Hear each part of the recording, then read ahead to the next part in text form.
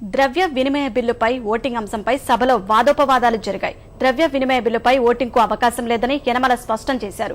దేశంలో ఎక్కడా ఇలాంటి పరిస్థితి ఉత్పన్నం కాలేదన్నారు. ప్రతిపక్షం సభా సాంప్రదాయాలు, నిబంధనలు పట్టించుకోవట్లేదని, రాజకీయ డ్రామాకే వైకాపా ప్రాధాన్యత ఇస్తోందని ఆరోపించారు. ఓటింగ్ పార్ట్లో అధ్యక్ష, ఓటింగ్ పార్ట్ వచ్చేటప్పటికి మనకు ఫస్ట్ డిమాండ్ బడ్జెట్ అవుతుంది. బడ్జెట్లో ఏమీ కూడా ఓటింగ్ ఉండదు అధ్యక్ష, ఓన్లీ డిస్కషన్ జరుగుతుంది, రిప్లై అయిపోతుంది.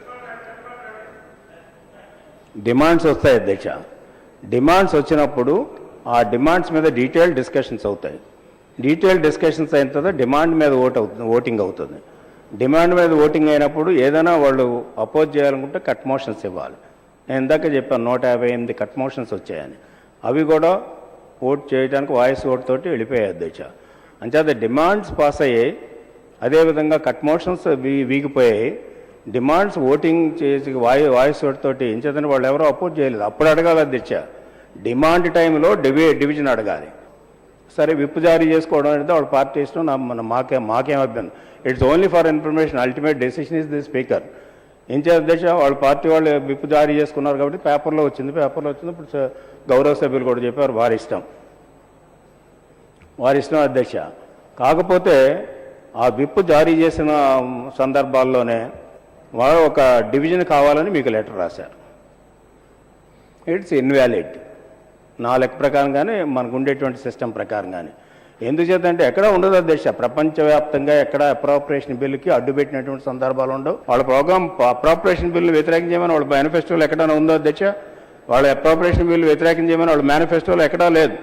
ఈ రోజున ఏంటంటే వాళ్ళని సేవ్ చేసుకోవడానికి, వాళ్ళని రక్షించుకోవడానికి, వాళ్ళని కాపాడుకోవడానికి, కట్టడి చేయడానికి ఇచ్చేటువంటిది డివిజన్ డైరెక్షన్ కరెక్ట్ కాదు అధ్యక్ష. ఈ డివిజన్ అడగడం కరెక్ట్ కాదు. అంచేత డివిజన్ అనేటువంటి స్కోపే లేదు అప్రాప్రియేషన్ బిల్లో.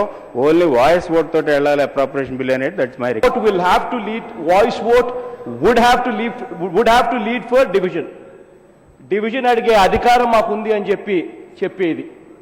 మీరు కన్నా వాయిస్ ఓట్ అడిగే ఏ క్వశ్చన్ అయినా కూడా it would lead to division. నేను ఒకటే అడుగుతా ఉన్నా అధ్యక్ష, వీళ్ళు ఎటువంటి దారుణమైన పరిస్థితిలో ఇవాళ తెలుగుదేశం పార్టీ వాళ్ళు చంద్రబాబు నాయుడు గారు సభ నడిపే కార్యక్రమం చేస్తూ ఉన్నారంటే, వీళ్ళు వేరే పార్టీ బీఫామ్ల మీద గెలిచిన ఎమ్మెల్యేలుతో తీసుకుంటారు, అవినీతి డబ్బుతో కొనుగోలు చేస్తారు, ప్రలోభాలు. చాలా క్లియర్గా అర్థమైంది అధ్యక్ష. అప్రాప్రియేషన్ బిల్లు వేరు, మిగతా బిల్స్ వేరు. డిమాండ్స్ మీద మీరు చేసుకోవచ్చు అని అన్నాను నేను. డిమాండ్స్ మీద చేసుకోవచ్చు, మిగతా బిల్స్ మీద చేసుకోవచ్చు, కట్ మోషన్స్ మీద చేసుకోవచ్చు. అప్రాప్రియేషన్ బిల్ మీద డివిజన్ ఉండదు. అదేవిధంగా మీ డైరెక్షన్ కూడా చెల్లదు. అసలు వారం రోజుల ముందే ఎలా డైరెక్షన్ ఇస్తారండి మీరు? వారం రోజుల ముందే డివిజన్ పెట్టమని డైరెక్షన్ ఎలా ఇస్తారు? అసలు ఎక్కడుందో అసలు రూలు? అదన్నీ కూడా తప్పులు చేస్తూ ఆ రోజున కూడా నో కాన్ఫిడెన్స్ మోషన్ రోజున వీళ్ళు చేయలేకపోయారు, కాన్ఫిడెన్స్ రోజున కూడా ఈయన చేయలేకపోయారు, మీ మీద నో కాన్ఫిడెన్స్ మోషన్ రోజున కూడా చేయలేకపోయారు. అదేవిధంగా తర్వాత అది అయిపోయిన తర్వాత తప్పులు తెలుసుకుని ఒక లెటర్ ఇచ్చారు, మరో తప్పు చేశారు. ఆ లెటరు మళ్ళీ డివిజన్ లెటర్ ద్వారా అడిగినట్టు అధ్యక్ష. ఇప్పుడు వాయిస్ ఓటు మీరు పెట్టాలి. వాయిస్ ఓటు పెట్టిన తర్వాత డివిజన్ డిమాండ్ చేయాలి. అది కూడా ఆ మాత్రం కూడా తెలియకపోతే ఎట్లాగా? అదేవిధంగా డివిజన్ పెట్టాలా లేదా అప్రాప్రియేషన్ మీద బిల్ అనేది స్పీకర్ గారు ఒపీనియన్లో, స్పీకర్ గారు discretionary power. Let the speaker decide.